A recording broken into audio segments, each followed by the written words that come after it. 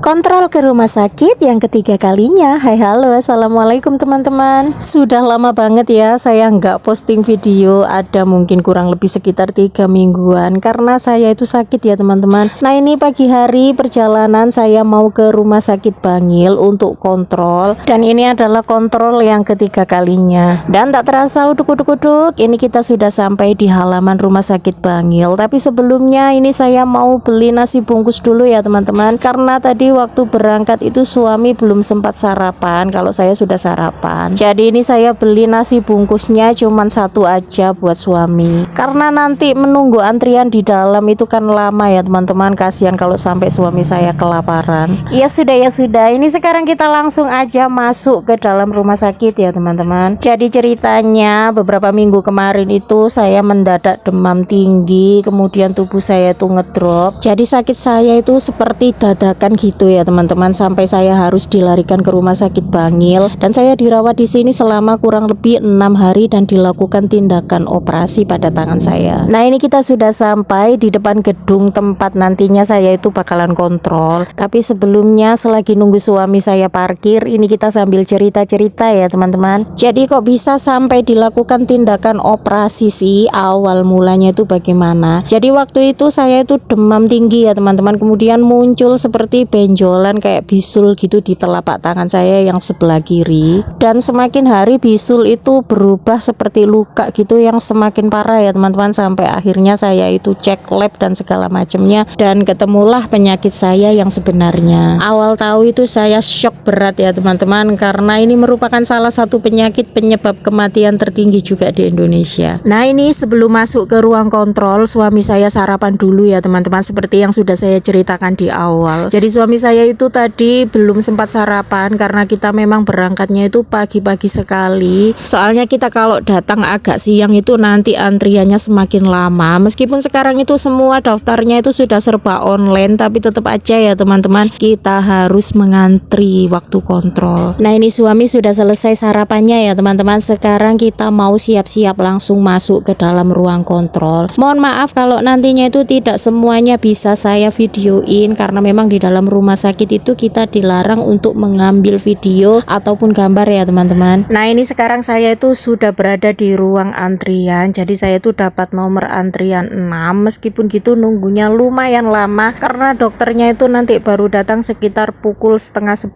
sementara kita jam 7 itu sudah datang ya. Jadi saya kontrol itu seminggu 2 kali ya teman-teman. Kalau hari Selasa itu waktunya saya kontrol ke poli penyakit dalam, sementara kalau hari Jumat saya kontrolnya itu ke poli bedah, dan ini tuh proses yang paling tidak enak dan menyakitkan bagi saya, tapi ya mau nggak mau harus dijalani demi kesembuhan ya teman-teman. Karena menunggu antrian itu lama, jadi kita bawa cemilan dan juga snack sendiri dari rumah ya teman-teman. Ini saya bawa bekal labubu alias labu kukus karena saya itu sekarang nggak bisa makan sembarangan, jadi makannya tuh bener-bener harus dikontrol. Kalaupun makan camilan itu ya boleh-boleh aja, tapi semuanya itu jumlahnya dibatasi ya teman-teman. Nggak bisa makan seenaknya mie ayam, rendang, bakso. Aduh, kayak dulu makan saya itu yang nggak karu-karuan, sekarang itu udah nggak bisa kayak gitu lagi. Tapi ya selalu ada hikmah di balik semuanya ya teman-teman. Mungkin dengan usia saya yang sebentar lagi sudah hampir memasuki 40 tahun, saya harus merubah gaya hidup dan pola hidup.